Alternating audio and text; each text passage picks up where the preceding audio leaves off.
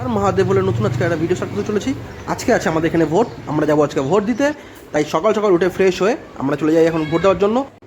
সবার আগে ঠাকুরটা প্রণাম করে নিই আমি, তারপর বাড়ির থেকে বেরোবো। চলো বাড়ির থেকে বেরোনো যাক। সকাল সকাল শুভ ফোন করেছিল, শুভ বলেছে শুভ আমার জন্য দাঁড়িয়ে আছে, আমরা দুজন একসাথে যাবো ভোট দিতে। দাদা কই যাচ্ছেন?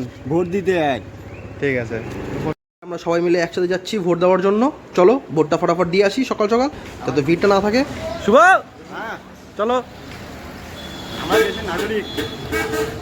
বাবু কই? আরে চলো সবাই মিলে যাই এখন।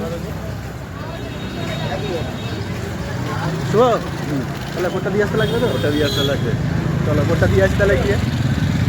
চলে এসেছি আমাদের ভোট কেন্দ্রে, এবার চলো ভালো ছেলের মতন গিয়ে ভোটটা দিয়ে আসি।